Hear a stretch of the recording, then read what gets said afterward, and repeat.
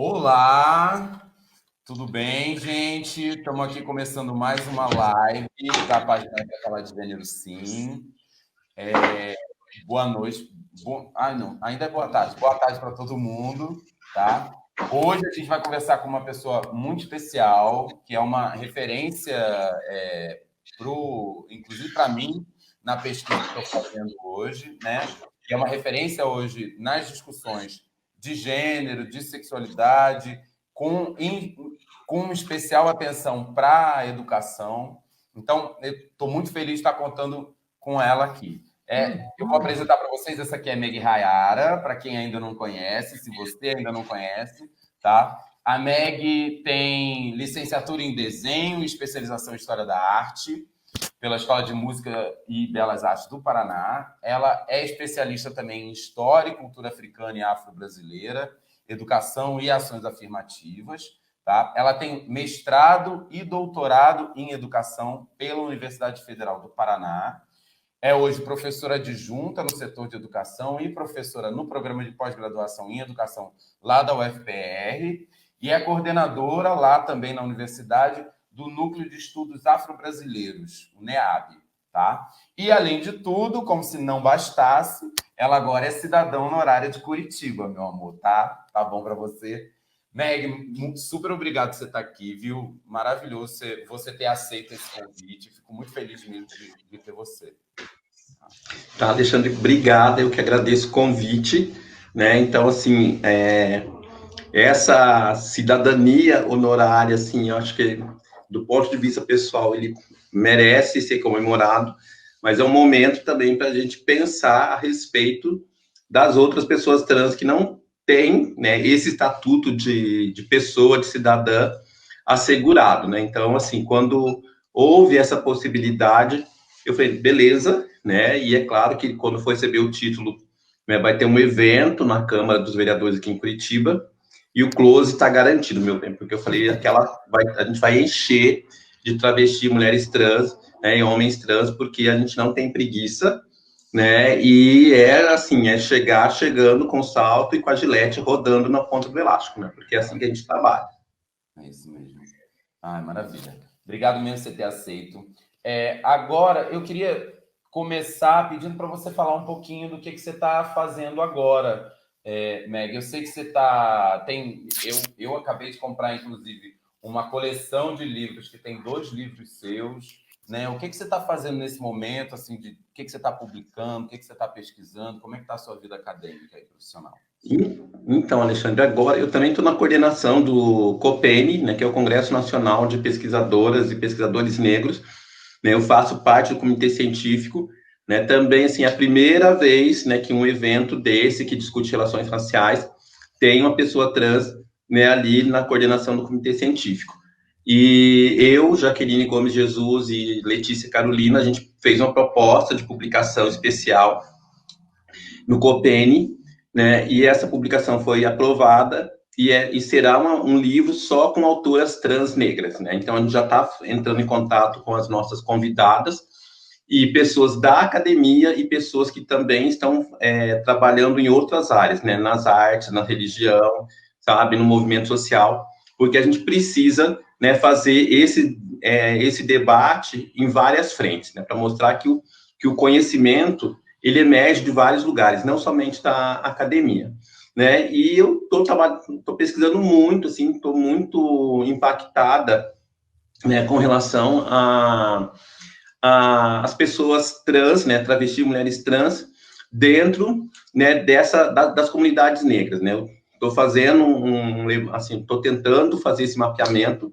né, durante o regime escravista, né? Tem 2 artigos que estão para ser publicados, né? Um já está na editora, né? Que é Ancestralidade Negra Travesti, né? Que para mim isso era, assim, o conceito de ancestralidade para mim era muito complicado, né? Porque eu não me via nesse conceito.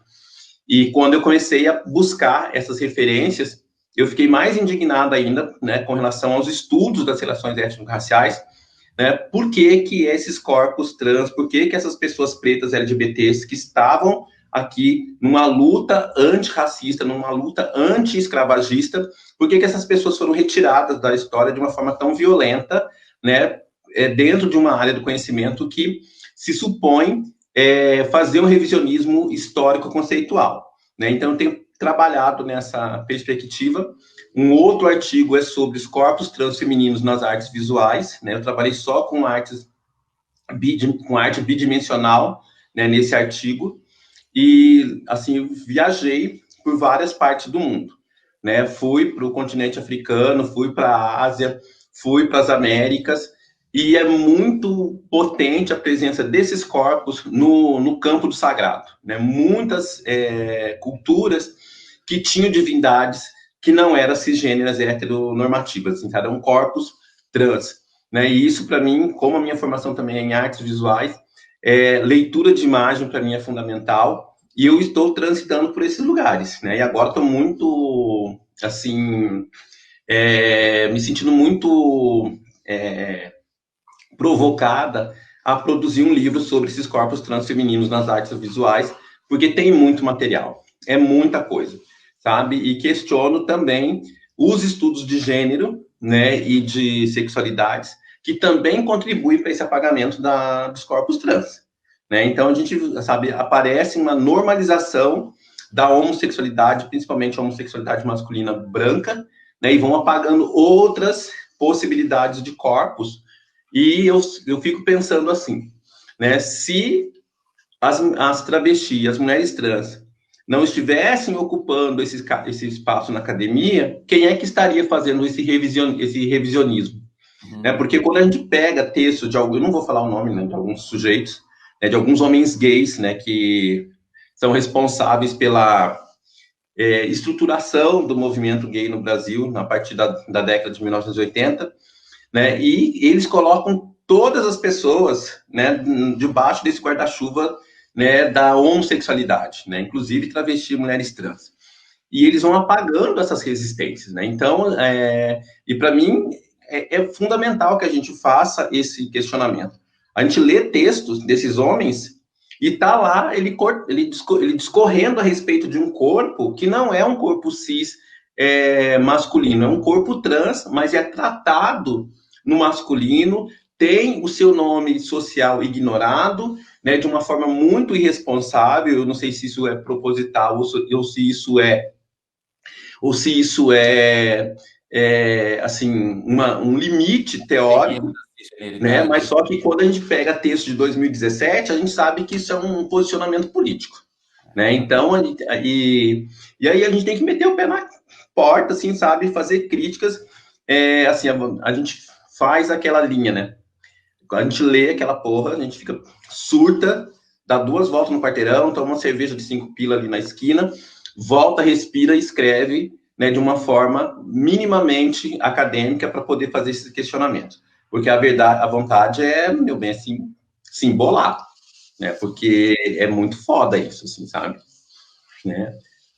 É mais ou menos isso que eu estou trabalhando, Alexandre, porque, assim, e usando muito o conceito de saberes localizados, né, da Dana Haraway, que para mim isso é muito importante, né, que a gente, mesmo as pessoas cis, héteras, brancas, elas têm esse espaço, esse lugar, né, esse saber situado, esse saber localizado, né, mas também eu concordo com ela que a nossa maneira de olhar é muito potente, assim, porque a gente olha de outros lugares, né, e também uma visão genealógica do Foucault, da Inês do Céu, do Marcelo Caruso, né, que a gente precisa ter esse olhar crítico para buscar esses corpos.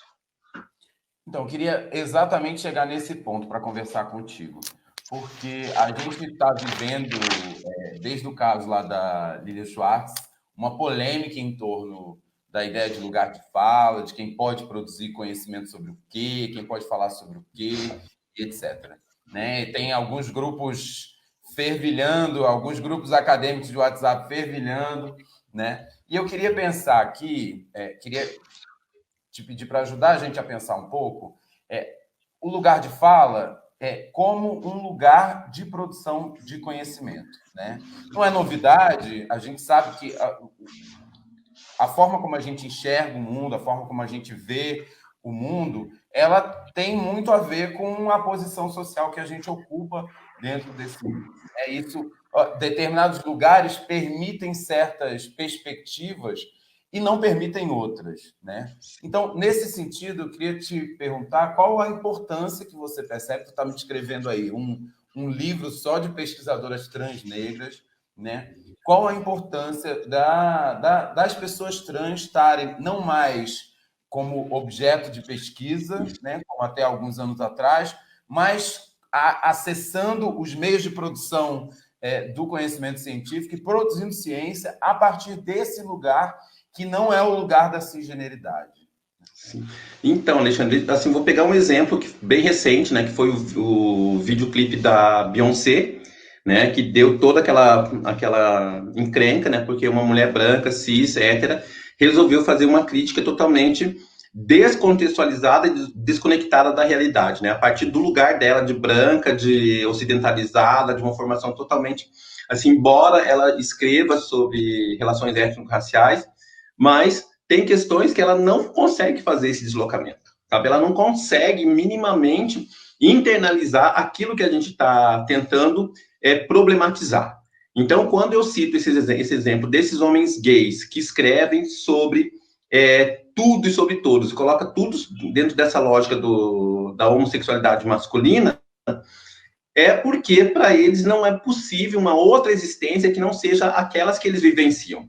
E para eles, uma pessoa, né, que está reivindicando um tratamento no gênero feminino no século XVI, parece que é algo totalmente desconectado com a sociedade daquele período, mas essas pessoas não vão fazer um mapeamento a respeito da origem, né, étnica, racial dessa pessoa preta que está dizendo, eu sou uma mulher, né, eu quero ser tratada no feminino, né, e ele está dizendo, e esse pesquisador, ele repete a lógica do comissário de polícia, né, do poder masculinista, branco, ocidentalizado, cisgênero, que está ali categorizando essa pessoa como sendo do sexo e do gênero masculino, e uma pessoa totalmente,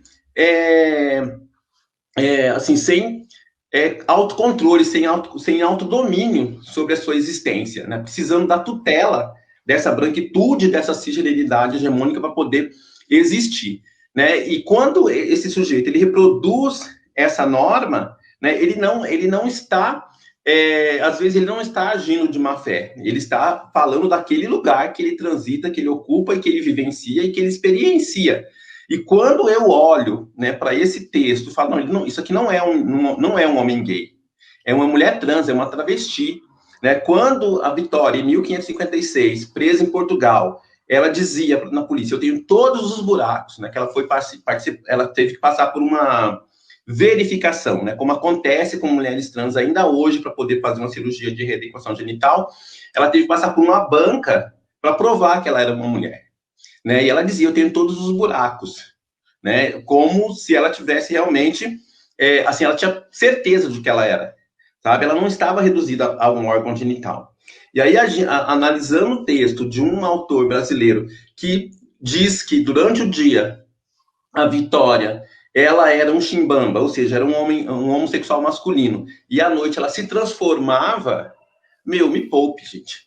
Ele não entende o que é estratégia de sobrevivência, ele não entende, né, os mecanismos que uma travesti, uma mulher trans acessam para poder circular. Sabe? Então, esse tipo de posicionamento precisa ser colocado em evidência. E essa pessoa, ela não vai conseguir fazer esse tipo de avaliação porque ela não ocupa, ela não vivenciou isso. Eu não estou dizendo que ela não possa escrever a respeito de, né? Mas a própria escrita já aponta esse limite. Né? E eu fui banca recentemente de um texto de qualificação de doutorado e que a pessoa, né, uma mulher branca, cis, lésbica, ela analisou um grupo, né, de meninos no sistema carcerário, e esses meninos todos cis, heterossexuais. E eles se relacionavam dentro do presídio com meninos homossexuais afeminados e pessoas trans, e eles reiteravam esse lugar da cis heterossexualidade que eles sempre expressaram e vivenciaram. E a pesquisadora questionava a heterossexualidade que eles anunciavam na fala por conta das relações que eles estabeleciam dentro desse lugar. Só que em nenhum momento ela analisou que quando eles escolhiam para relacionamento meninos afeminados, eles estavam reiterando a norma da conjugalidade cis heterossexual, onde tem um parceiro do gênero masculino e um parceiro do gênero feminino. E ela genitalizou essas pessoas, sabe? Quando ela genitaliza, né, o que ela está fazendo? Ela está impedindo, né, que uma possibilidade de existência desconectada dessa anatomia biológica seja colocada em evidência para dizer eu sou uma mulher ou eu sou um homem, sabe? Então, por isso que é muito cuidado, a gente tem que ter esse cuidado, né, com essas pesquisas, né, porque vira e mexe, quando eu vejo lá, quando eu sou convidada para alguma banca, né, e eu faço muita banca com esse recorte, né, eu fico pensando assim, quem é a pessoa? Eu vou lá, eu vou investigar quem é a pessoa, né, e via de regra, eu nunca erro, né, na minha avaliação, né, porque a pessoa, assim, se ela não convive com pessoas trans e está escrevendo sobre pessoas trans, ela vai fazer um texto limitado e vai fazer um texto muito exotificante e objetificante, né, porque não é meia dúzia de perguntas que vai dar conta de elucidar o que é a experiência de uma pessoa trans. Eu estou avaliando agora um artigo sobre prostituição negra e eu estou fudidíssima da cara porque a pessoa nunca leu autoras negras, mas resolveu ler para poder escrever um artigo, sabe? E aí você percebe a fragilidade teórico-conceitual da pessoa, né, quando ela está fazendo essa marmotagem. Eu achei um nicho de mercado, ninguém escreveu sobre isso, eu vou escrever. Meu bem, mas tem uma travesti preta, pesquisadora, né, que está aqui para poder fazer esse tipo de avaliação e dizer, meu amor, eu sinto muito, né, mas não rola, sabe? Então, assim, é nesse sentido, Alexandre, sabe? Não é dizer que você, enquanto homem, cis, gay, não possa discutir sobre as experiências de pessoas trans, mas você tem que demarcar exatamente aquele lugar. Quando a J. Mombassa diz, né, que não somos nós que inventamos o lugar de fala, são as pessoas brancas, cis, heterossexuais que fazem isso, porque elas escrevem sobre tudo, falam sobre tudo, né? É nesse sentido que ela tá fazendo chamando para a gente conversar a respeito. Como que uma pessoa cis vai escrever não sendo cis? Como que uma pessoa branca vai escrever não sendo branca? Como que ela vai produzir esse deslocamento? Sabe? Então ela precisa demarcar. Eu estou escrevendo desse lugar, eu estou discutindo exatamente isso, e eu não vou ultrapassar esse limite, né? Porque tem outro texto que eu não li, que é o lugar de cálice, né? Que eu quase caí dura quando eu vi aquilo, né?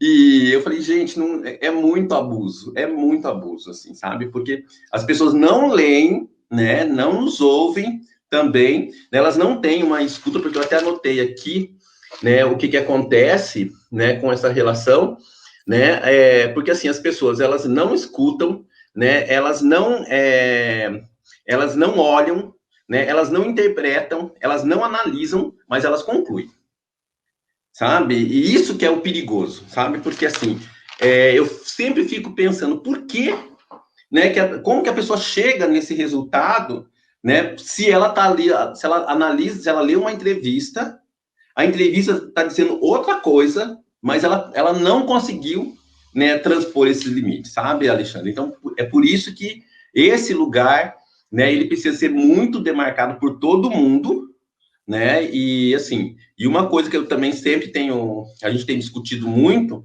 é que o meu pertencimento racial, minha identidade de gênero, ela não pode ser uma armadilha para me aprisionar nesse lugar, né? Mas, por enquanto, eu preciso fazer isso, né? A Jaqueline que está aí, Jaque, beijo, né?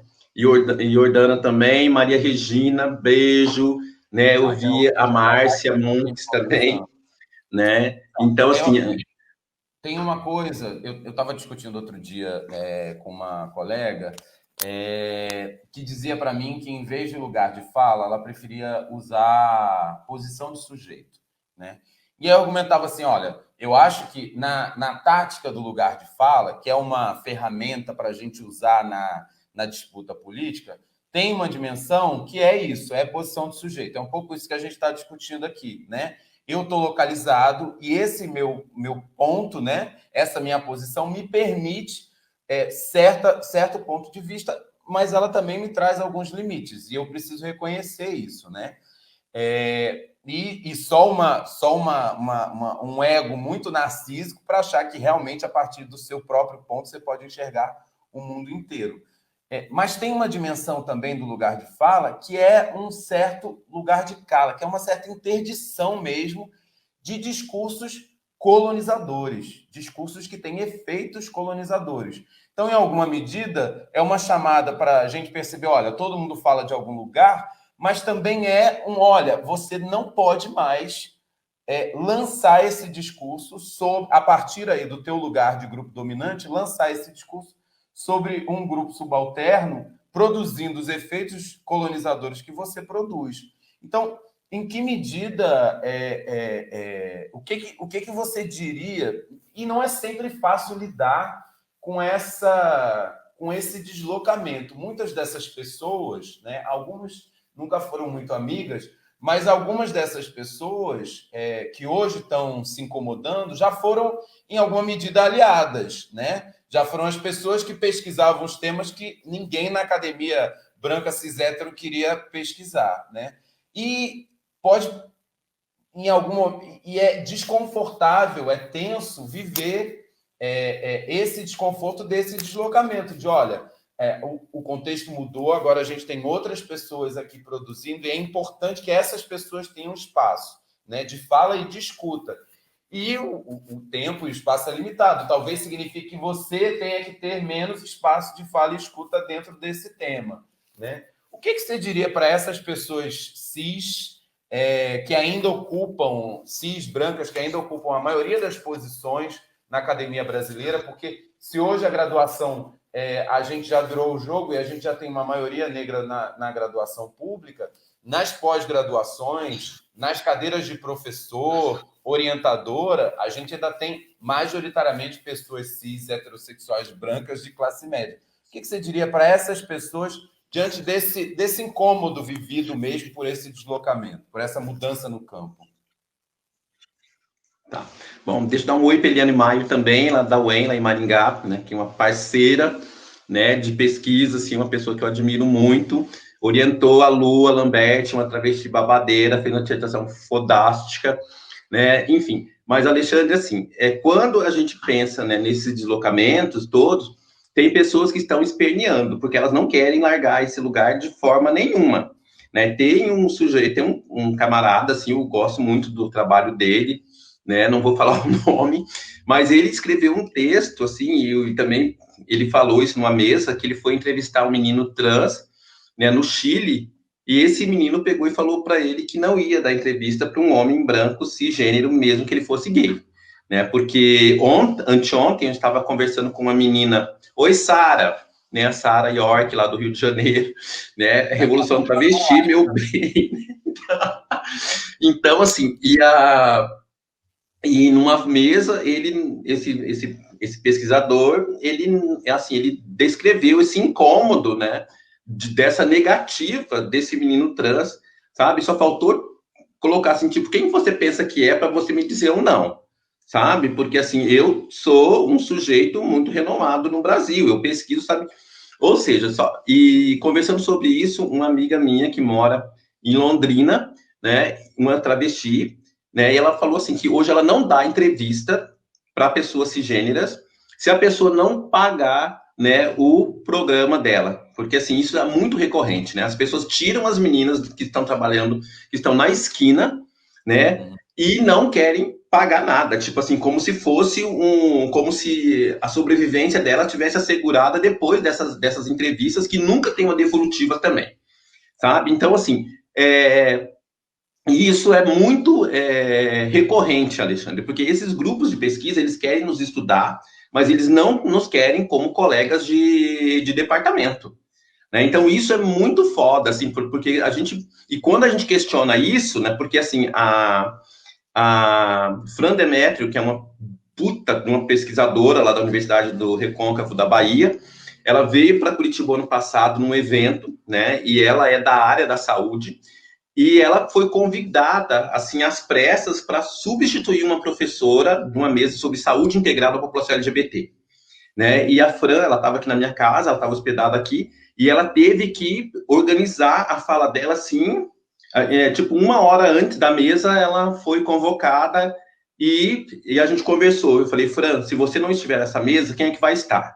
Né? Tava 2 pessoas brancas, cisgêneras, heterossexuais, que iriam falar sobre saúde da população LGBT. A professora lésbica que estaria na mesa, ela teve um problema de saúde, ela teve que sair. E a Fran foi substituir.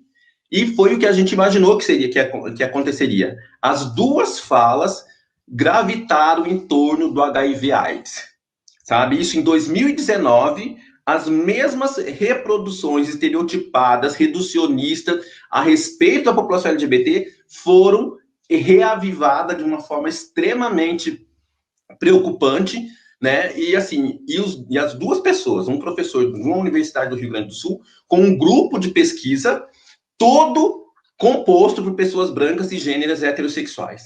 E aquele olhar para a população LGBT era aquele olhar de cima para baixo, né? E que a gente vive num limbo e a gente só trepa. A gente não faz outra coisa da vida, né? O que nos interessa enquanto saúde integral é cuidar para que a gente não seja contaminada e contaminado com HIV ou com alguma IST. Né? A gente não tem dor nas costas, a gente não quebra um dedo, sabe? A gente não sofre de depressão, sabe? A gente não tem bulimia, a gente não tem sobrepeso, não tem sabe, problema de pressão, sabe? Todo esse tipo... E não apareceu na fala dessas pessoas, sabe? E elas tinham certeza absoluta que elas estavam fazendo um trabalho maravilhoso, né? E eu com a Fran ali, a gente ficava cochichando, ela soltando faísca, né? E quando ela foi para a mesa, ela já foi com os 2 pés na porta. E essas pessoas, Alexandre, elas não admitem serem questionadas por pessoas que elas estudam, porque elas não conseguem nos ver como pesquisadoras, como iguais nesse espaço. E a gente não é igual realmente. Exatamente. Né? A gente não é igual. Eu queria perguntar para você, porque aí a gente viveu nos últimos anos um movimento mesmo, uma mudança em que pessoas trans deixam de ser simples objeto de pesquisa de pessoas cis, né, e passam a ocupar posições mesmo dentro da academia. Então, estão publicando texto, estão publicando livro, são professoras, professores universitários. E como é que essa academia, que até ontem enxergava boa parte das pessoas trans como objeto de pesquisa, como é que essa academia tem lidado como é que você experimenta circular dentro dessa academia? E somando-se o fato de que você é uma pessoa transnegra. Isso. Né? Então, aí a gente junta transfobia e racismo para construir na cabeça uma imagem, um estereótipo de alguém que não é um sujeito de produção de conhecimento. Como é que é isso para você? Bom, deixa eu dar um beijo para a Regininha, lá de Rio Grande, lá no Rio Grande do Sul. Né? Então, assim, Alexandre, primeiro que a gente tem que trabalhar muito mais. Os nossos argumentos, eles precisam ser muito mais consistentes do que os das outras pessoas. Para a gente poder fazer um enfrentamento com esses conceitos, a gente precisa estar muito mais municiada, né, de teorias do que as outras pessoas. E uma coisa que eu tenho percebido é que as pessoas, assim, elas tentam... já aconteceu eventos, inclusive um evento sobre interseccionalidade aqui em Curitiba, que é um conceito que eu trabalho, e que eu sou a primeira pesquisadora aqui da UFPR a produzir uma tese com esse conceito, eu não fui convidada para o evento. Eles fizeram um evento na surdina, tipo, como, né, que se a travesti aparece aqui, vai ter problema, porque eu vou colocar, sim, o dedão na ferida, porque eu não tenho preguiça de fazer isso, sabe? Porque, assim, é uma coisa que eu aprendi também, eu não preciso ser convidada, né? Eu gosto de ir nos lugares que as pessoas menos me querem, né? Então, assim, e há um deslocamento, sim, no discurso quando eu estou presente, né? Porque, assim, há um certo medo também que a nossa presença causa em algumas pessoas. Elas se sentem um pouco intimidadas, né? Então, teve situação, assim, que eu estou no programa de mestrado e doutorado, né? Então, eu faço parte das bancas de avaliação dos projetos de mestrado, que eu não estou fazendo avaliação ainda no doutorado, participo das bancas de entrevista, de pesquisa de gênero e de raça, e tem pessoas que elas precisam ensaiar, né, o vocabulário delas, os termos que elas vão utilizar, os conceitos que elas vão utilizar, né, porque sabe que, assim, eu sou, assim, quando a situação exige, eu sou muito acadêmico, eu sou muito didático, eu adoto a postura da professora, mas tem momentos que a gente precisa para o enfrentamento, sabe? Porque eu não tenho problema sabe, como diz a Bell Hooks, a gente tem que aprender a levantar a voz, né? E muitas vezes é só assim que as pessoas nos escutam, quando a gente eleva o tom da nossa voz. E assim, Alexandre, o que eu observo aqui, falando pela UFPR, os núcleos de pesquisa que trabalham com gênero não incorporaram o debate sobre relações raciais. O NEAB, que eu coordeno, incorporou a questão de gênero e diversidade sexual, né? Então, hoje a gente tem cotas para pessoas trans no mestrado e no doutorado, e eu sei que isso é decorrente da minha posição política dentro desse espaço da UFPR, né? Isso no setor de educação, né? Então, a gente está conseguindo produzir um deslocamento, ampliando o debate sobre decolonialidade, porque não adianta a gente discutir decolonialidade sem passar, né, pelas discussões da cisgeneridade compulsória, que é constitutiva das identidades negras no Brasil. Porque uma pessoa que ela se diz decolonial e não discute gênero, ela está sendo capturada de alguma maneira, ela está sendo colonizada de alguma forma, né? Acho que há uns 2 meses atrás, eu participei de uma mesa, de um evento, se eu não me engano, foi na USP, né? E foi muito complicado, porque era uma mesa sobre pessoas negras LGBTs, e a única pessoa que se posicionava abertamente era eu. As outras pessoas falavam, assim, sabe, de uma forma genérica. A Sapatão, né, ele tinha deixado o caminhão na frente do evento, mas não falava que era lésbica, sabe? Os gays não falavam que eram gays. E, assim, a mesa ficou assim, 2 mulheres cis falaram antes, a travesti falou depois, e os 2 homens cis falaram depois. Ou seja, eu fiquei na fronteira, eu fiquei no meio.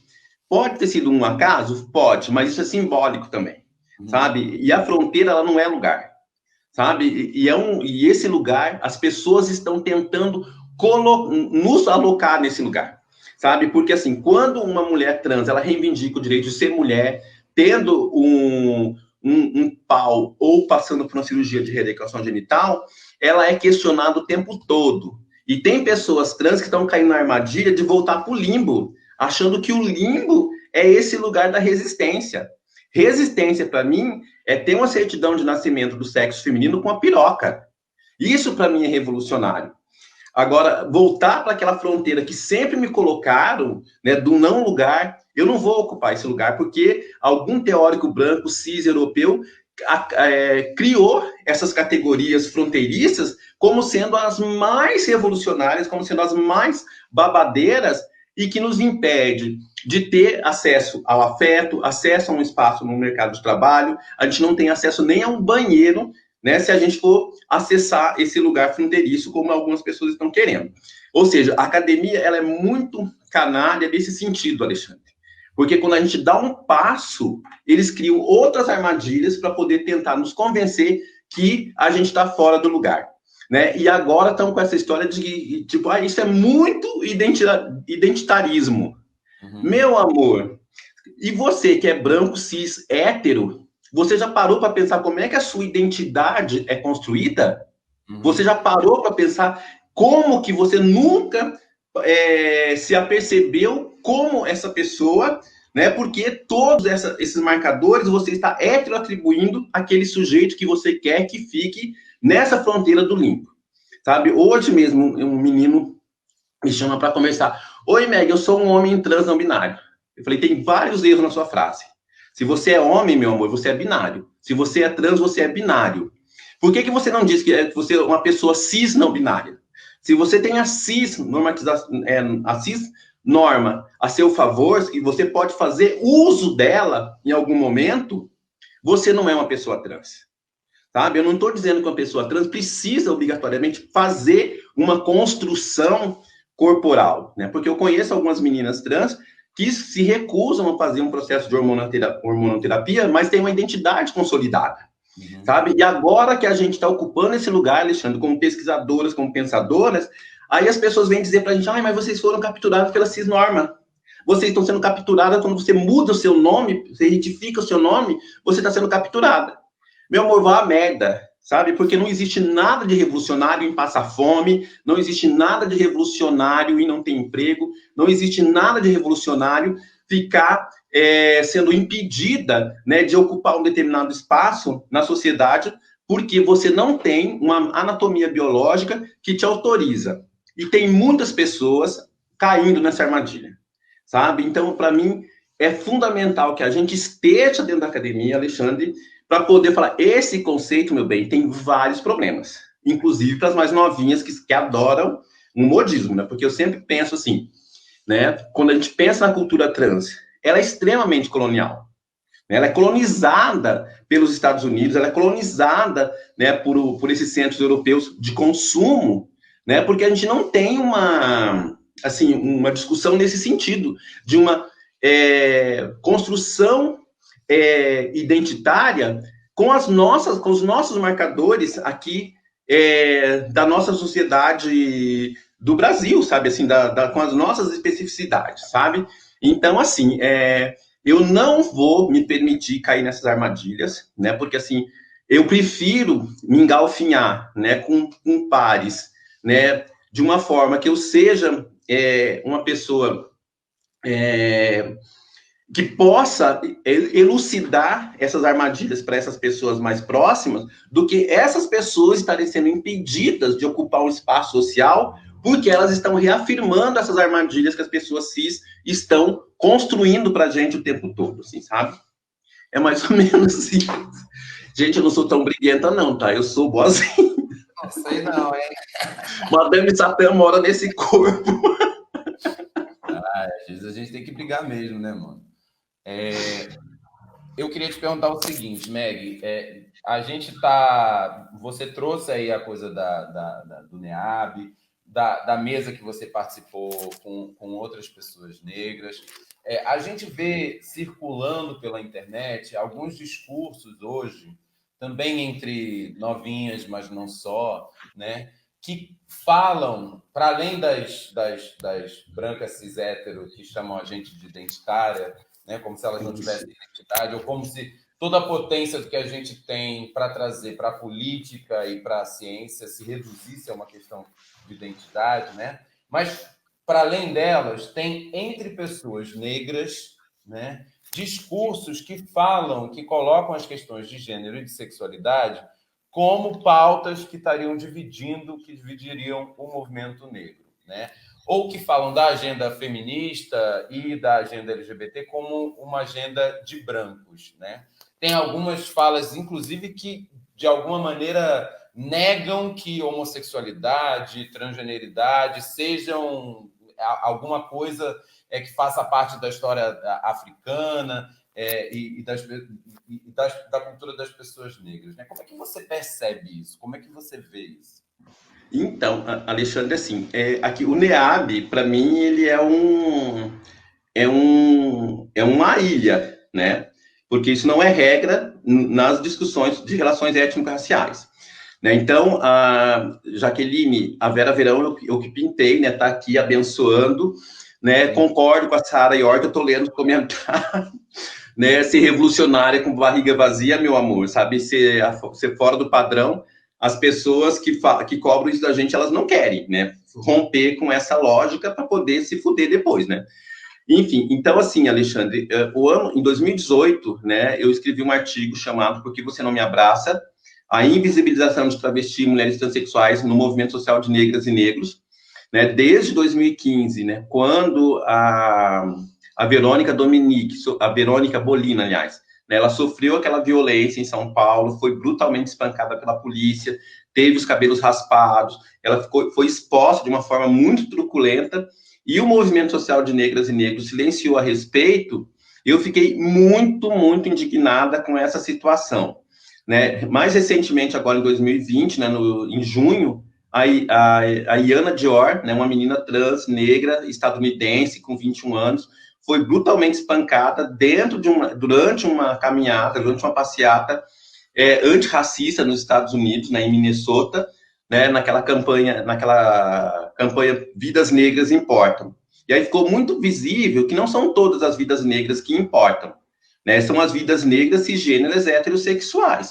Então eu faço a minha crítica, principalmente porque quando eu estou fazendo esse levantamento sobre pessoas negras LGBTs, aí quando eu recuo no tempo, quando eu vou buscar essas informações durante o regime escravista, eu não encontro essas informações nos estudos das relações étnico-raciais. E isso é muito doloroso.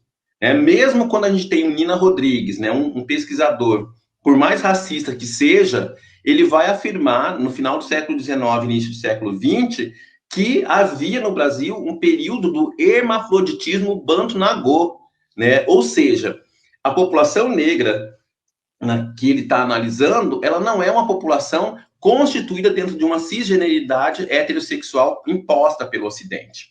Né? Quando eu escrevo sobre a ancestralidade negra travesti, né, e eu trago para conversar a Mary Jones, né, que é uma travesti estadunidense presa em 1836, e ela foi descrita como um homem-monstro, né, e ela diz no depoimento dela que ela também foi presa, porque todas as meninas que eu pesquisei do século XVI até o século XIX, no Brasil, Portugal e Estados Unidos, todas foram presas, todas. Né? E no depoimento da Mary Jones, ela afirma categoricamente que ela se vestia daquela maneira, ela se comportava daquela maneira entre as pessoas negras onde ela vivia, sabe? Isso em Nova York, sabe? Ou seja, então, à medida que eu vou fazendo o levantamento das minhas informações, o que eu vou percebendo é o seguinte: quanto mais a população negra no Brasil e nos países da diáspora vai convivendo com a cultura ocidental, mais LGBTfóbica vai sendo essa população negra, né? Ou seja, então, e aí isso a gente vai percebendo, por exemplo, nas lutas antirracistas no Brasil. Quando se denuncia o genocídio da juventude negra do sexo masculino, não existe um recorte por orientação sexual, nem por identidade de gênero. Todos esses corpos masculinos são lidos como se fossem cisgêneros heterossexuais, né? Então, os meninos negros gays que são vítimas de homofobia, que são mortos por homofobia, eles são invisibilizados. As meninas trans e as travestis negras que são vítimas de transfobia também são invisibilizadas nesses relatórios produzidos pelo movimento social de negras e negros. E quando a gente vai pegar os relatórios da ANTRA, por exemplo, que denuncia e que mapeia a violência contra pessoas negras trans, ou melhor, a violência contra pessoas trans, travestis e mulheres trans, 80% em média são pessoas negras. Ou seja, então há uma sobreposição do racismo e da LGBTfobia para nos matar. Então, essa situação de desconforto, eu vivencio muito aqui no movimento social de negras e negros no Paraná, porque eu sou a única pessoa trans que circula. Mas quem circula não é a Meg. Quem circula é a doutora, quem circula é a professora universitária, quem circula é a coordenadora do NEAB. Porque eu não sou a única pessoa trans, negra, que existe aqui na cidade. Né? Mas por que a luta produzida contra o racismo por essas meninas trans não impacta e não sensibiliza o movimento social de negras e negros? E aí que eu te falo, Alexandre, e naquela mesa que eu comentei agora há pouco, né, a Jordana, ela estava assistindo, ela ficou muito brava, a gente conversou depois a respeito, né, ficou muito visível que a luta decolonial que essas pessoas estão empreendendo é uma luta decolonial pela metade, né, porque ela reforça e reitera a cisnormatividade.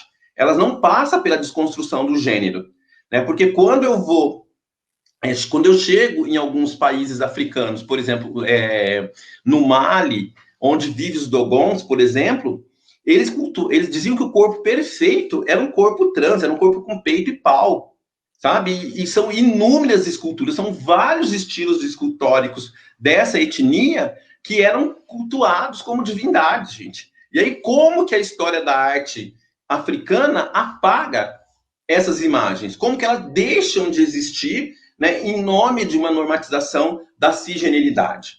Então, a gente precisa estar o tempo todo fazendo esse revisionismo e tentando procurar esses corpos nessa luta antirracista também durante o regime escravista. Né? Porque quando a gente fala da Chica Manicongo, né, que a Jaqueline escreve sobre ela, a Alessandra, a Letícia escreve sobre ela, a gente não sabe qual era o nome da Chica Manicongo. Né? Ela foi registrada, né, nos autos policiais com o nome que ela recebeu das pessoas que as escravizavam. Né? Deram um nome ocidental para ela e a gente fez uma flexão para o gênero feminino. Mas a gente não sabe se era esse o nome dela. Né? A gente não sabe como que ela era chamada.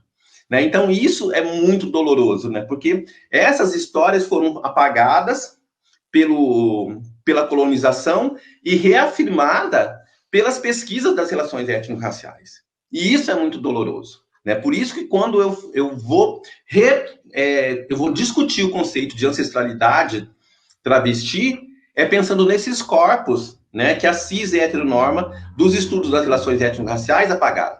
Né? O Frantz Fanon, né, afirmava que não existia homossexualidade em África. Né? Eu discuto ele na minha tese, eu discuto o Azante na minha tese também, que afirma, o Azante é de 2010, gente. Né? E ele afirma categoricamente que antes do contato com o invasor europeu, não havia essa diversidade de gênero e as práticas sexuais que não fossem cis heterossexuais. E aí eu utilizo ai, gente, ele é um pesquisador, ele é um teólogo católico, né? O Peter Jones. Gente, a bicha faz um trabalho assim que ela não tem noção, né? Ela faz um mapeamento etnológico assim para poder tacar pau na população negra LGBT, na população LGBT da Ásia e assim por diante. Mas a bicha faz um mapeamento, gente, que quando eu li o trabalho do cara, eu falei, brigadíssima, meu amor. Né? Porque o cara usa o conceito de poligênero, né? De poligênero. Né? Então, para fazer uma relação entre a diversidade de gênero, diversidade sexual na sociedade, com a religiosidade.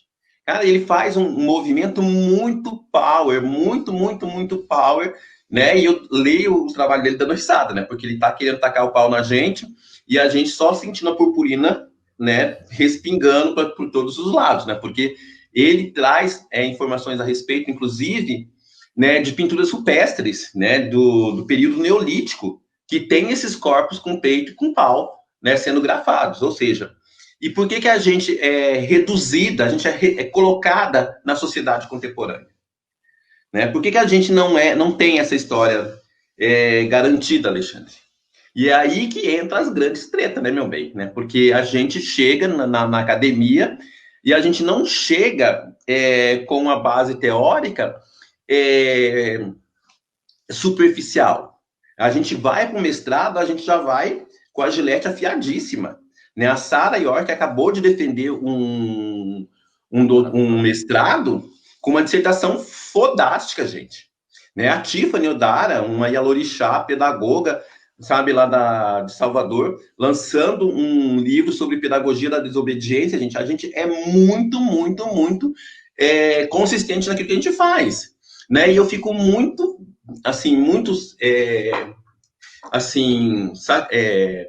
esperançosa, né? Porque a gente consegue construir um grupo, Alexandre, que é solidário, né? Jaqueline com seu PhD, Letícia terminando, fazendo um doutorado, Sara terminando o mestrado agora, sabe? Então a gente tem uma diversidade de pesquisadoras trans que estão dando o tom, né, para essas discussões também sobre diversidade de gênero também. E não é pouca coisa que a gente faz, não, meu bem, porque a gente, além de fazer tudo isso, a gente tem que se manter linda, né? Porque, né, eu sou daquelas que dá para os pobres e empresta a Deus, né? Então, tem essa parte aí que a gente tem que dar conta. Qual a importância, Meg, quando a gente está num ambiente acadêmico pode ser bastante nocivo, né? Ele tem uma gramática muito própria, né? Digamos assim, ele passou décadas, né, inabalável, então a gente percebe, quando a gente entra nesse ambiente, uma certa gramática que tem muito a ver com as pessoas que transitam ali dentro, né? Uma linguagem, uma expressão corporal que você vai encontrar lá na classe média, etc. Né? Como é que é qual a importância para você? Para mim foi muito importante formar redes, né? Encontrar pessoas com quem eu pudesse me conectar e a gente mutuamente se fortalecer para sobreviver dentro desse espaço. Qual a importância para você disso? Como é que você vê isso? A necessidade da gente formar redes num ambiente acadêmico que ainda é muito nocivo, né? Então, Alexandre, assim, eu acho que quando aí vou assim, quando a Eliane Maio tá assistindo, né, quando ela me convidou, né, para ser banca da Lua, né, no mestrado, né, e ela vinha com uma proposta muito ousada, né, de discutir pedagogia, né, a pedagogia drag, né, e assim, e aí ela fez um levantamento histórico e tudo mais. Então, quando a gente se depara com alguns trabalhos, a gente tem que ter esse cuidado de fazer, né, os apontamentos que o trabalho precisa de uma forma carinhosa, né, de uma forma acolhedora, né, e pensando na formação de uma pesquisadora que está sendo gestada ali, sabe? Então, e essas pessoas, elas têm que nos ver como iguais, elas não podem sentir medo da gente, elas não podem se sentir constrangidas com a nossa... Eu já falei do livro, daquele... quando a gente... Mas eu vou falar de novo. Mas, assim, elas não podem se sentir amedrontadas, elas têm que se ver na gente, assim, e se ver de uma forma positiva. Hoje eu tenho 2 orientandos trans no mestrado, tem 2 meninos trans no mestrado. E um deles, esse dia, ele participou de uma aula com uma outra turma, né, aí na condição de convidado, e quando ele contou durante a aula que ele acelerou o processo dele de transição depois que ele assistiu uma palestra minha, né, que ele é professor, né, da rede municipal, ele é professor da rede infantil, ele dá aula de educação infantil, e ele falou, ela é travesti, ela é doutora, ela é professora, sabe? Então, eu também posso, né, ocupar esse lugar como um homem trans, né? Ele pediu afastamento por 6 meses, aquela licença especial, e ele acelerou, né, o processo de hormonização dele para poder voltar para a escola como um homem trans. Ou seja, isso é muito importante, sabe? E desde esse processo todo, a gente conversa muito, né? Não sabia dessa história, fiquei sabendo a semana passada, né? E a gente tem tido esse cuidado também de nos ler, sabe? Porque, assim, ontem foi a minha primeira aula como professora do mestrado, né? Só um pouquinho, ai, gente, esse povo, o fã-clube não dá sossego, né? Então, assim, Alexandre, foi minha primeira aula individual, né? Porque eu fui credenciado em 2019 e eu sempre trabalhava com outras professoras, né? E eu assumi uma disciplina sozinha. E o primeiro texto que eu trabalhei com a turma foi a J. Mombassa. E eu fiz uma base teórica que não é hegemônica. Eu trouxe outras vozes trans para esse lugar, né? Porque muitas vezes a academia, mesmo na linha que eu estou, que é a diversidade, diferença, né? Ela acaba reproduzindo uma norma da cisnormatização teórico-metodológica, gente, sabe? Então, a gente precisa produzir esse deslocamento, sabe? Eu não posso simplesmente pensar, né, na produção, né, de conhecimento, de saberes, lendo as mesmas coisas. Eu não consigo, não dá para fazer isso, sabe? Então, é fundamental que a gente traga essas pensadoras trans para esse lugar, e a aliança ela está presente também quando eu escolho um texto do Jaqueline de Jesus, né, da Amara Moira, né, da Helena Vieira, né, da Tiffany, sabe? Enfim, da Sara e da Letícia Carolina, enfim, quando a aliança está aí, sabe? Então, quando a Márcia Monks, lá em em Pelotas, ela defendeu, né, o trabalho dela, que a Sara foi banca.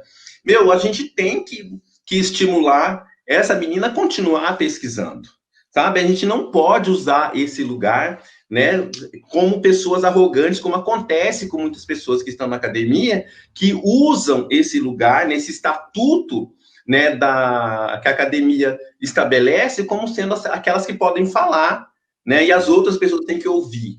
Então, essas alianças, essas redes, né, de acolhimento, elas vão se concretizando, por exemplo, no livro, né, que eu falei agora há pouco, né, e a Jaqueline pede para eu retomar, né, e não são só as meninas que estão na academia. A gente tem esse cuidado de trazer esses saberes, né, que estão emergindo de outros lugares, né, por exemplo, né, eu estou na organização de um dossiê da Rebé, né, com 2 meninos gays, uma menina bissexual, né, e uma das pessoas que entra nesse dossiê é a Keila Simpson.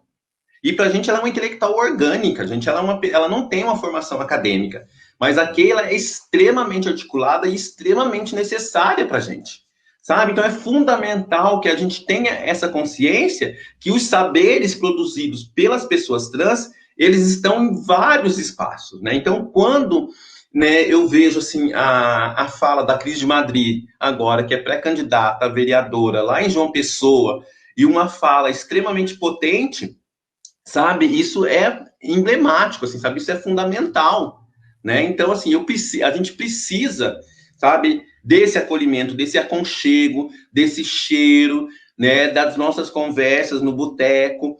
Tudo isso para a gente é conhecimento, tudo isso são redes sabe, de solidariedade, né? Então, assim, e a gente precisa, né, mesmo que a gente não queira, assim, sabe, Alexandre, a gente acaba sendo espelhos, né? Então, quando eu recebo algumas mensagens pelo Facebook, pelo Instagram, pelo WhatsApp, né, que as pessoas estão dizendo, Meg, eu quero fazer mestrado com você, né? Agora, um pouco, a Maria Regina dizendo que quer fazer, ela está se formando em pedagogia. Não sei se você se formou, Regina, dá um oi aí, né? Fazendo mestrado aqui na UFPR. Cara, isso é muito legal, assim, Alexandre, né? Porque, e quando os meus meninos trans forem defender o doutorado, o mestrado, não vai ter pessoa cis na banca deles. E isso a gente já conversou, isso a gente já acertou. Vão ser bancas com pessoas trans, né? Porque, assim, que eu fiz uma fala em 2018, né? Que o título da minha fala era Cobaia Nunca Mais, né? E deu uma BO, sabe? Porque teve um professor branco, cis, hétero, aqui da UFPR, que o primeiro emprego da vida dele é como professor universitário. O sujeito não sabe o que é andar de ônibus, sabe? E aí veio falar que eu sou essencialista. Eu falei, meu amor, está vendo aquele pé de mesa? Chupa, né? Porque eu não sou obrigada, né? E assim, Alexandre, e as pessoas, elas sempre acham que a gente precisa pedir licença, que a gente precisa do consentimento dela para a gente produzir, né, os nossos deslocamentos conceituais, metodológicos, assim, sabe? Então, assim, é fundamental que a gente faça isso, né? Ontem, na minha aula de mestrado, né, uma das meninas, que é uma moça negra, ela pegou e falou assim, Meg, eu não vou usar pessoas brancas na minha dissertação. E eu preciso de uma metodologia desenvolvida por uma mulher negra para produzir, né, o meu trabalho. Eu falei, meu bem, isso a gente faz com o pé nas costas, né? Porque a gente está aqui para fazer esse tipo de enfrentamento. Porque quando eu escrevi sobre o conceito de interseccionalidade, que eu usei muitas pesquisadoras pretas, eu fui questionada a respeito disso, né? Gente, Alexandre, vai enrolando o povo um pouquinho, só precisa atender o telefone aqui, só um pouquinho. Oi. Ai, maravilha. Tá, eu já jogo a chave um pouquinho, tá? Peraí. Estão ligando no meio da live. Ai, tá, já estou na live, tá só um pouquinho. Porque eu fico fazendo as duas coisas aqui, mas eu realmente não consigo acompanhar os comentários. Então, dá um abraço para a Jaqueline, para Sérgio Batista, que estão aí, entendeu? Para a Sara. A Sara já deve estar começando a live dela agora, inclusive lá com Mariana dos Reis. A Eliane, muita gente bacana que acompanha a gente aqui sempre. Gente, o Sérgio Batista, meu amor, beijo, gente. Ai, que delícia. Então, assim, Alexandre, e cadê a Eliane está aí ainda, né? A Lua Lambert, a orientanda dela de mestrado, ela fez um movimento muito potente, né, na dissertação, que foi assim, anunciando, né, uma forma de pesquisa somente com autoras trans, sabe? Isso para mim é muito potente, assim, sabe? E não forçar a sua. Você tem compromisso, Sara. Assim, e não é forçar, né, essa pesquisa, é trabalhar com autoras que dialogam com o tema da pesquisa. E quando ela faz isso, eu falei, gente, tem bastante pessoas trans trabalhando, sabe? E agora, né, eu preciso, assim, já que tá aí, Sara tá aí, né, a Sara usou, né, a gente trabalhou no Manifesto Travesti, né, o Jack Halberstam, que é um homem trans estadunidense, que ele desenvolve a teoria selvagem, gente. Isso é fundamental para a gente pensar, né, esses processos, né, de construção teórico, conceitual, metodológico e assim por diante, sabe? E, cara, assim, tem muita coisa, Alexandre, para a gente conversar, tem muita coisa, né, porque, assim, eu estou escrevendo com os meus alunos, agora meus orientandos, meus orientandos me orientando, um texto sobre infâncias, né, e a gente vai trabalhar com o conceito de cis-heteronorma, né, que é um conceito também que a Viviane Vergueiro está trabalhando, que a Viviane é maravilhosa também, né, leiam a Vivi, ela está com um curso online também, né, e, enfim, né, então, assim, pensar as infâncias também, né, porque a gente não tem trabalhos consistentes sobre infâncias trans. Naquela coleção que você comprou, né, tem um livro, né, de infâncias trans, mas ainda é muito pouco discutido, né, porque a infância geralmente ela é cis-normatizada, branca e assim por diante, sabe? Então a gente tem que dar conta, né, disso tudo, né? O nosso livro aí que a gente está trabalhando, que a capa vai ser, já que escreve o nome da menina da capa que eu esqueci, né, que é uma menina trans que vai fazer a capa também, né, vai ser todo um trabalho feito por travesti e mulher trans preta, meu bem, porque a gente tem assim, esse grupo já bastante articulado para a gente conseguir fazer esse tipo de produção. E a Jaque é uma das nossas conferencistas aqui no Copene, né, que assim, o Copene está na 11ª edição e pela primeira vez vai ter uma conferencista trans, né, e para a gente isso é muito simbólico, assim, sabe, porque é um espaço onde se discute relações raciais, mas as questões de gênero estavam colocadas num campo de menos importância. E a ABPN, né, que é a Associação Ayomi Araújo, que vai fazer a capa, né? E, gente, e tem a Bia Maricongo também, que é uma poeta fodástica, gente. Vejam os trabalhos dessa mulher também, né? Nordestina. Você vem e né? Gente, assim, a gente vai mapeando o povo, assim, sabe?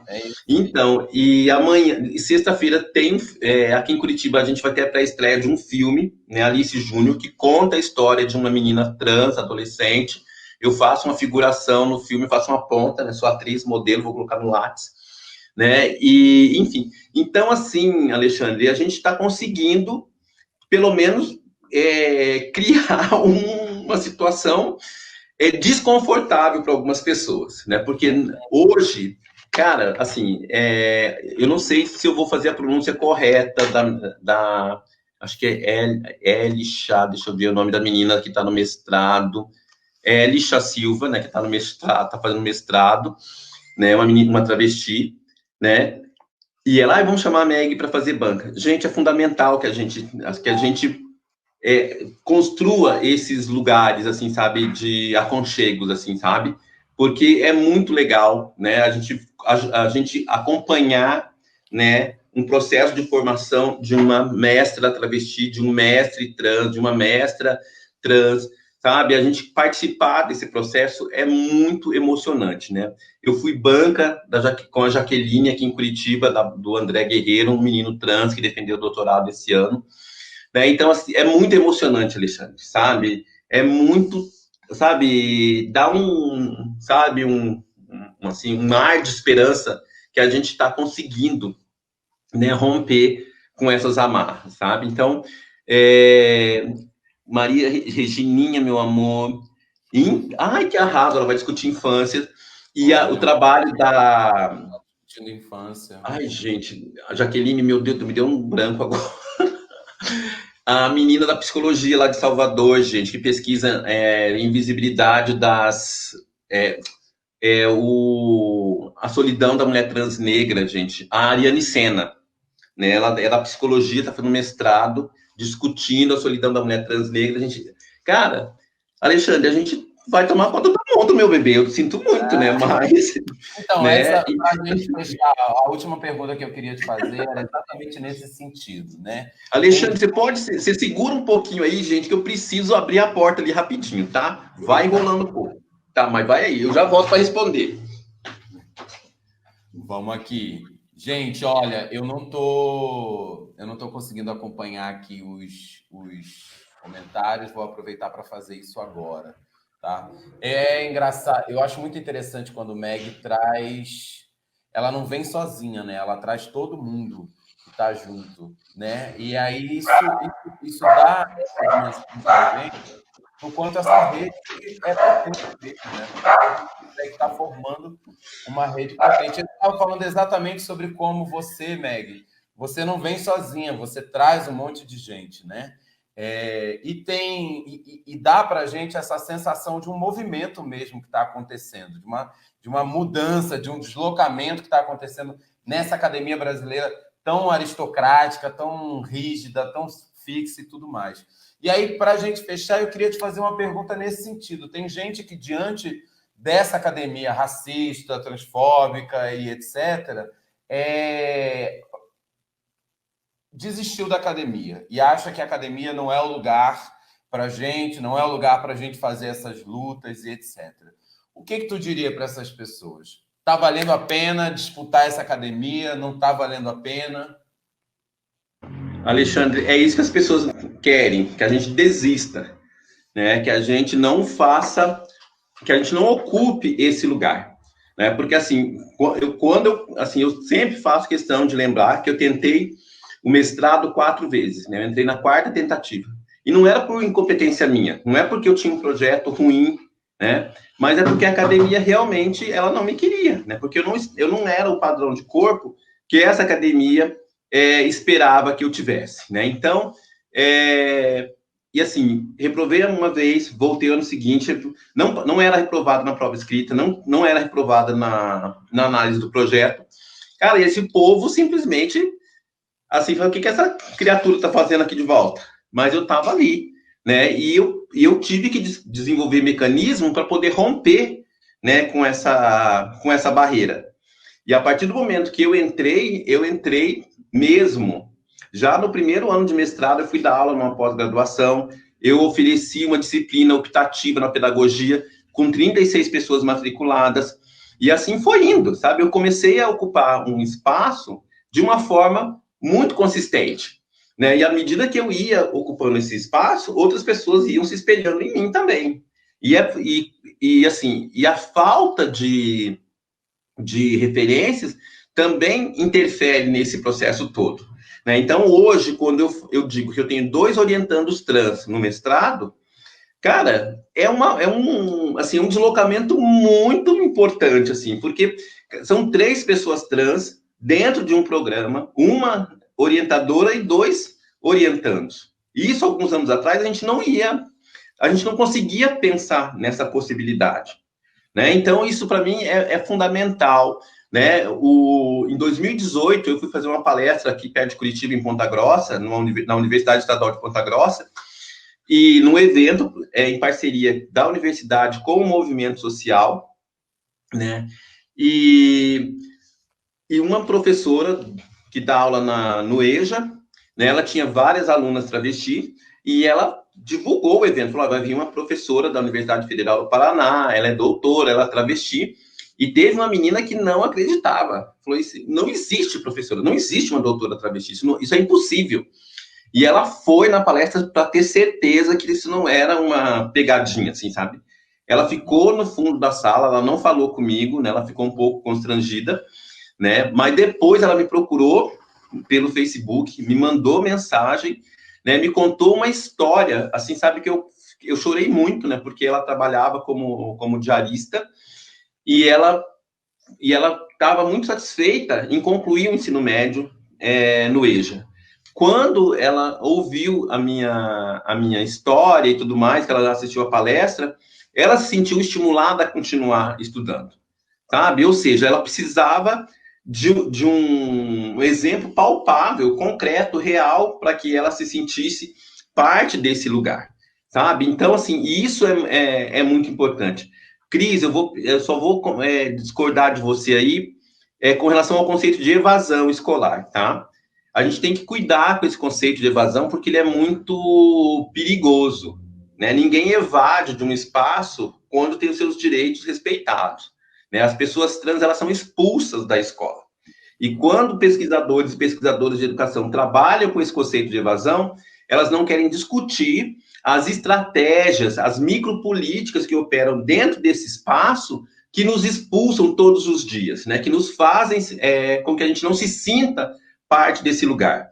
Porque quando a gente trabalha com o conceito de expulsão, a gente precisa discutir as micropolíticas, as micropunições, né, todas as violências que incidem sobre as pessoas pretas, as pessoas trans, né, para que elas não se sintam parte desse lugar, sabe? Então, assim, mas o teu comentário é extremamente necessário, né, mas é só o conceito mesmo de evasão que a gente precisa cuidar, né?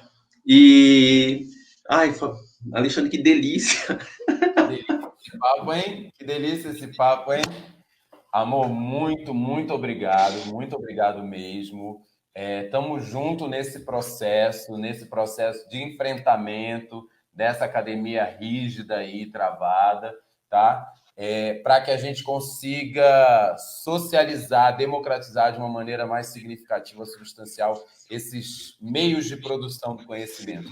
A academia brasileira gosta muito de performar como se os sujeitos que estão lá dentro tivessem uma capacidade intelectual diferenciada, né, do resto da sociedade, quando, na verdade, são sujeitos que tiveram acesso aos recursos e aos instrumentos necessários para produzir conhecimento. E é isso que a gente está fazendo agora. Essa briga é nossa, sim, pode ter certeza, tá bom? Muito obrigado por você estar aqui, muito obrigado a todo mundo que participou, né? Venham sempre, terça-feira que vem tem mais, tá bom? Toda terça-feira, agora às 17 horas, a gente subiu um pouquinho o horário, a gente faz lives aqui na nossa página e depois joga lá no nosso canal do YouTube. Vão lá também. Eu vou convidar, só posso fazer um convite, Alexandre? Amanhã eu vou participar de uma aula na Universidade da Flórida, né, que agora estou ficando internacional, né, e então, né, espero que a minha parte venha em dinheiro também, né, né? Assim, é uma parceria da BPN, né, com a Universidade da Flórida. A BPN é a Associação Brasileira de Pesquisadoras e Pesquisadores Negros, né, e negras, né, e assim, a gente está conseguindo esse deslocamento por conta da presidenta e da vice-presidenta, né, a Nicéia, presidenta, e a Anitta, vice-presidenta, né, então a gente tem conseguido peitar esse debate, é um debate sobre afrocuiridades, né, tá sendo muito legal, eu dividi mesa semana passada com o Tito, né, que é um menino trans lá de Cuba, mas mora no México, muito legal. E assim, gente, e leiam Mulheres Trans e Travesti, tá, Maria Rosa? Muito obrigada pela lembrança. Já que eu vou dar o beijo no André, sim. Eliane Maio, beijo. Regininha, vamos conversar, minha flor, né? E porque assim, é muito legal a gente identificar pessoas, né, da resistência aí, né? Outras pessoas que eu não conhecia, tô mandando beijo para todo mundo, né? André, que bom que você está gostando, Gabriel, prazer, Vinícius, de Londrina, maravilhoso, né, Cris, obrigada, né, e a gente vai conversando, assim, e Alexandre, gratidão pelo convite, né, foi uma conversa, assim, que passou num tapa, e eu peço desculpa pela minha rápida saída, mas eu voltei inteira, maravilhosa, triunfante, né, e assim, a gente segue. Jordana, beijo, meu amor, também, Alexandre, amor, beijo. Beijo enorme. Obrigado. Muito obrigado. Semana que vem, Sara Wagner York aqui conversando com o Cláudio. Amor da minha vida, que está aqui no backstage dando suporte para ele. Tchau. Beijo, gente. Beijo. Tchau, tchau. Tchau.